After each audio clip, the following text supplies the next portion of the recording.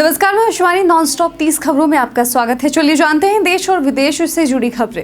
काशी विकास की नई उड़ान। प्रधानमंत्री नरेंद्र मोदी के वाराणसी आगमन पर मुख्यमंत्री योगी आदित्यनाथ ने उनका आभार जताया। उन्होंने कहा कि बीते 11 वर्षों में काशी का अद्भुत कायाकल्प हुआ है।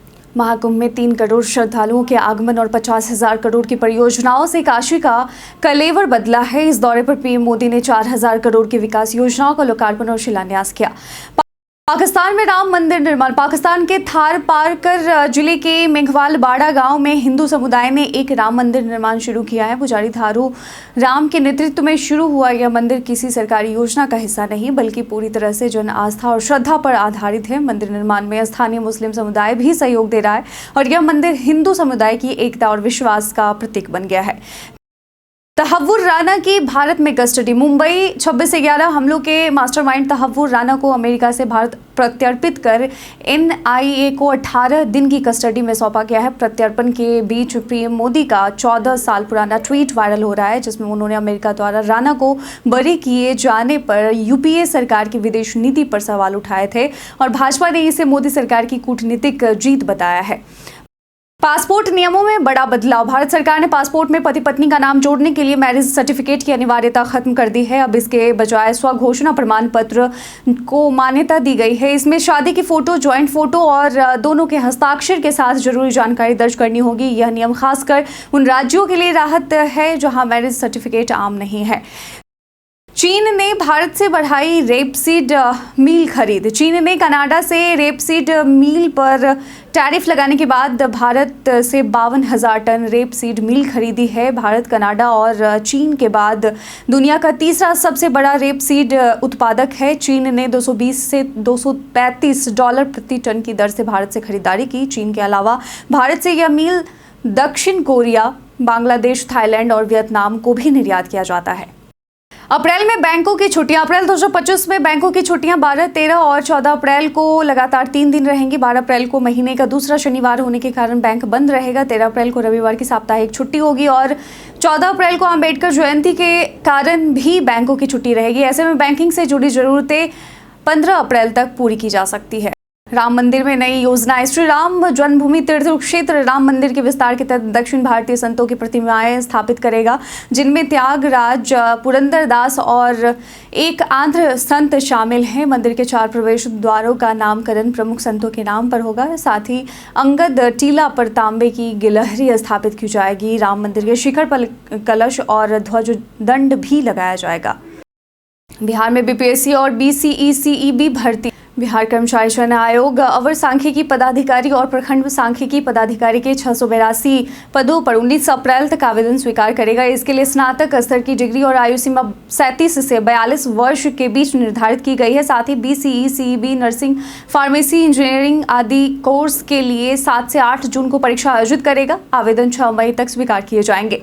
जयशंकर ने उठाए वैश्विक मुद्दे। विदेश मंत्री एस जयशंकर ने कार्नेगी ग्लोबल टेक समिट 2025 में अमेरिकी, चीनी और यूरोपीय स्थिति पर अपनी राय दी। उन्होंने कहा कि अमेरिका के वैश्विक दृष्टिकोण में बदलाव खासकर तकनीक के क्षेत्र में स्पष्ट हो गया है। जयशंकर ने यूरोप के बदलते संतुलन और तकनीक टैरिफ संबंध पर भी टिप्पणी की। उन्होंने कार्यक्रम की थीम संभावना को भारत के दृष्टिकोण के रूप में प्रस्तुत किया। टेक इंडस्ट्री में महिलाओं की बढ़ती भागीदारी। टीम लीज डिजिटल की रिपोर्ट के अनुसार भारत की टेक इंडस्ट्री में महिलाओं की भागीदारी तेजी से बढ़ी है। Data science, product management, cloud engineering, cyber सुरक्षा और पीएमओ जैसे क्षेत्रों में महिलाएं प्रमुख भूमिका निभा रही हैं। फ्रेशर्स को 12 से 22 लाख रुपए और अनुभवी पेशेवरों को 80 लाख से 1 करोड़ रुपए तक का वार्षिक वेतन मिल सकता है। सैलरी अंतर भी घटा है।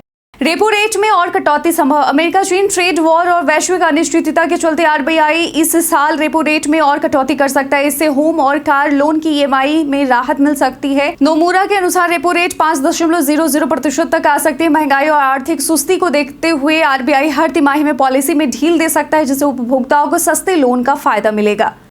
भारत की सबसे लंबी ट्रेन सुपर वासुकी भारतीय रेलवे की अब तक की सबसे लंबी मालगाड़ी है, जिसकी लंबाई लगभग 3.5 किलोमीटर है। इसमें 6 इंजन और 295 वैगन होते हैं और यह ट्रेन छत्तीसगढ़ के कोरबा से महाराष्ट्र के राजनंदगांव तक 11 घंटे 20 मिनट में सफर करती है और एक बार में 27,000 टन कोयला ढोती है, जिससे 3,000 मेगावाट बिजली संयंत्र को एक दिन की ऊर्जा मिल सकती है। यह रेलवे की एक ऐतिहासिक उपलब्धि मानी जा रही है। जापान में पहली बार 3D प्रिंटेड कंपोनेंट्स से एक रेलवे स्टेशन सिर्फ 6 घंटे में बनाया गया है। यह स्टेशन रात की ट्रेन के डिपार्चर और सुबह की ट्रेन के अराइवल के बीच तैयार हुआ। पुराने स्टेशन से छोटी यह इमारत कंस्ट्रक्शन फर्म सेरेनडिक्स द्वारा तैयार की गई है और जुलाई में जनता के लिए खोली जाएगी।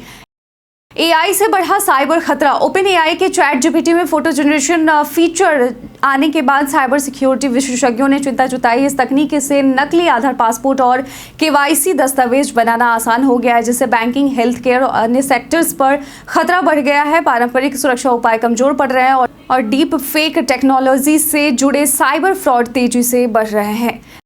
पूर्व सीजेआई को दिव्यांग बेटियों हेतु घर की तलाश। पूर्व चीफ जस्टिस डीवाई चंद्रचूड़ ने कहा कि उन्हें दिल्ली में दिव्यांग बेटियों प्रियंका और माही के अनुकूल कोई घर नहीं मिल रहा है। 30 अप्रैल तक उन्हें सरकारी आवास खाली करना है। उन्होंने कहा कि हमारा समाज दिव्यांगों को नजरअंदाज करता रहा है, जो एक प्रकार का उत्पीड़न है। बेटियां जन्मजात जेनेटिक बीमारी नेमालाइन मायोपैथी से पीड़ित है, जिससे मसल्स कमजोर हो जाते हैं। केएल राहुल का टेरिटरी सेलिब्रेशन। आईपीएल में आरसीबी के खिलाफ धमाकेदार 93 रन की पारी खेलकर केएल राहुल ने दिल्ली कैपिटल्स को जीत दिलाई। उन्होंने मैच विजयी छक्का लगाकर यह मेरी टेरिटरी स्टाइल में अनोखा सेलिब्रेशन किया, जो सोशल मीडिया पर वायरल हो गया है। और यह मैच बैंगलोर में खेला गया है, जिसे राहुल ने अपना होम ग्राउंड बताया। पत्नी आथिया शेट्टी ने भी उन्हें उनके प्रदर्शन पर प्यार जताया। व्हाट्सएप का नया प्राइवेसी फीचर। व्हाट्सएप एक नया फीचर टेस्ट कर रहा है, जिसे यूजर तय कर सकेगा कि भेजी गई फोटो या वीडियो रिसीवरी की डिवाइस में सेव होगी या नहीं। यह डिसअपियरिंग मैसेज जैसा काम करेगा, जिसे मीडिया फॉरवर्ड का एक्सपोर्ट नहीं किया जा सकेगा। इससे यूजर्स की प्राइवेसी मजबूत होगी और मेटा एआई उस चैट में काम नहीं करेगा। जल्द ही यह फीचर सभी यूजर्स के लिए रोल आउट किया जाएगा। भारत में गैस खपत में वृद्धि। भारत में 2030 तक प्राकृतिक गैस की खपत में 60% तक की वृद्धि हो सकती है, जिससे तेल आयात पर निर्भरता कम होगी। पेट्रोलियम बोर्ड की रिपोर्ट के अनुसार 2040 तक खपत 496 मिलियन क्यूबिक मीटर प्रतिदिन तक पहुंचने का अनुमान है। इस वृद्धि के साथ एलएनजी आयात भी दोगुना हो जाएगा। एप्पल ने भारत में आईफोन शिप किए। एप्पल ने अमेरिका में ट्रंप द्वारा लगाए गए भारी टैरिफ से बचने के लिए भारत से 600 टन आईफोन की शिपमेंट की। आईफोन का उत्पादन चेन्नई स्थित फॉक्सकॉन फैक्ट्री में तेजी से बढ़ाया गया और रविवार को भी काम जारी रखा गया। एप्पल ने भारत को चीन के विकल्प के रूप में चुना, जहां आयात पर टैरिफ कम है। इसके अलावा चेन्नई एयरपोर्ट पर ग्रीन कॉरिडोर सिस्टम लागू किया गया है। युवा विकेटकीपर के साथ नई शुरुआत। चेन्नई सुपर किंग्स के कप्तान ऋतुराज गायकवाड़ को कोहनी की चोट के चलते आईपीएल 2025 से बाहर होना पड़ा है। उनकी जगह अब एमएस धोनी टीम की कमान संभालेंगे। गायकवाड़ ने धोनी को मजाकिया अंदाज में युवा विकेटकीपर बताया और उम्मीद जताई कि उनकी कप्तानी में टीम एक बार फिर मजबूती से उभरेगी। उन्होंने डग आउट से टीम को सपोर्ट करने का वादा भी किया। दिल्ली में शुरू हुआ फ्री इलाज। दिल्ली सरकार ने आयुष्मान भारत योजना की शुरुआत कर दी है, जिससे दिल्ली वासियों को अब 10 लाख रुपए तक का मुफ्त इलाज मिलेगा। मुख्यमंत्री रेखा गुप्ता और केंद्रीय मंत्री जेपी नड्डा ने पहले दिन 30 लोगों को आयुष्मान कार्ड सौंपे। पहले चरण में 2,60,000 लोगों को कार्ड मिलेंगे। इच्छुक लोग पीएमजेएवाई पोर्टल या सीएससी सेंटर के जरिए आवेदन कर सकते हैं। विनेश फोगाट ने मांगी 2 सुविधाएं। ओलंपिक में अयोग्य घोषित होने के बावजूद हरियाणा सरकार ने विनेश फोगाट को विशेष मामला मानते हुए 3 में से 1 सुविधा चुनने का ऑफर दिया है। 4 करोड़ रुपए, प्लॉट या ग्रुप ए नौकरी। लेकिन फोगाट ने कैश प्राइज के साथ प्लॉट भी मांगा है। अब खेल विभाग असमंजस में है। विधायक होने के कारण नौकरी की संभावना नहीं है। सरकार जल्द निर्णय ले सकती है।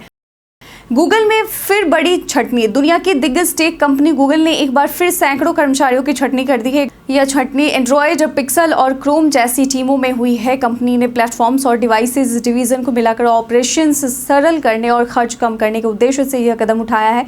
जनवरी में शुरू किया गया वॉलंटरी एग्जिट प्रोग्राम भी इसका हिस्सा था। फिलहाल गूगल में 1,80,000 कर्मचारी कार्यरत हैं। आईजीआई एयरपोर्ट बना number 1। Sky tracks world airport awards 2025 में दिल्ली का आईजीआई एयरपोर्ट भारत और दक्षिण एशिया का सर्वश्रेष्ठ एयरपोर्ट चुना गया है और यह लगातार 7वां साल है जब आईजीआई को यह सम्मान मिला है। 70 मिलियन प्लस यात्री क्षमता श्रेणी में यह दुनिया में 8वें स्थान पर रहा है और वैश्विक रैंकिंग में 32वें स्थान पर पहुंच गया है। यात्रियों के अनुभव के आधार पर यह पुरस्कार मैड्रिड में प्रदान किया गया। नुसरत ने जताया मोदी को धन्यवाद। बॉलीवुड एक्ट्रेस नुसरत भरूचा ने पीएम नरेंद्र मोदी से मुलाकात की और उनके नेतृत्व की सराहना की। नुसरत ने इंस्टाग्राम पर तस्वीरें साझा कर पीएम मोदी को इजराइल युद्ध के दौरान उन्हें सुरक्षित भारत वापस लाने के लिए धन्यवाद दिया और यह मुलाकात एक मीडिया इवेंट में हुई। नुसरत ने इसे अपनी जिंदगी की यादगार मुलाकात बताया और गुजराती में भी आभार व्यक्त किया। कांग्रेस में ओबीसी दाव। कांग्रेस ने सामाजिक न्याय की दिशा में कदम बढ़ाते हुए अनिल यादव जय हिंद को ओबीसी विभाग का नया राष्ट्रीय अध्यक्ष नियुक्त किया है और यह राहुल गांधी की नई रणनीति का हिस्सा है जिसमें ओबीसी, दलित और आदिवासी समुदायों को कांग्रेस से जोड़ना है। पूर्व अध्यक्ष कैप्टन अजय यादव की बगैर सहमति हटाने से विवाद भी खड़ा हुआ है। जय हिंद से उम्मीद है कि वह बौद्धिक जुड़ाव को जमीनी समर्थन में बदल सके। नया आधार ऐप लॉन्च। UIDAI ने नया आधार ऐप लॉन्च किया है जिससे फिजिकल आधार कार्ड या उसकी फोटोकॉपी की जरूरत खत्म हो जाएगी। यह ऐप फेस आईडी जैसे बायोमेट्रिक तरीकों से QR कोड स्कैन कर तुरंत आधार वेरिफिकेशन करेगा। होटल, बैंक, अस्पताल या एग्जाम सेंटर जैसी जगहों पर अब डिजिटल तरीके से पहचान सत्यापन आसान और पेपरलेस हो जाएगा। विराट कोहली की नई डील। विराट कोहली जो अब प्यूमा के ब्रांड एम्बेसडर नहीं रहेंगे, एजिलिटस नामक स्वदेशी स्पोर्ट्स ब्रांड के साथ जुड़ने वाले हैं। प्यूमा के साथ उनकी 8 साल की डील समाप्त हो चुकी है जिसमें उन्होंने 110 करोड़ की कमाई की थी। कोहली एजिलिटस में निवेश भी करेंगे और नई डील की घोषणा IPL 2025 के बीच हो सकती है।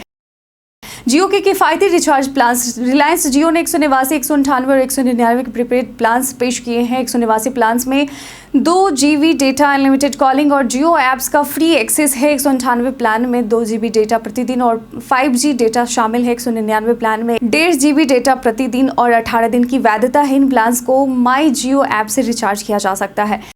करीना कपूर का AI वीडियो विवाद। करीना कपूर खान के एक AI वीडियो ने सोशल मीडिया पर हलचल मचाई है। कराची की रेव पार्टी में उनके AI एनिमेटेड वर्जन को दिखाया गया है जो फैंस को बेहद नाराज कर गया है। वीडियो में करीना डांस करते हुए दिखी जिसके बाद यूजर्स ने इसे असम्मानजनक बताया। कई ने कहा कि इस पर करीना का मूड खराब हो जाएगा और एक यूजर ने सैफ अली खान के आकर जवाब देने की बात भी कही।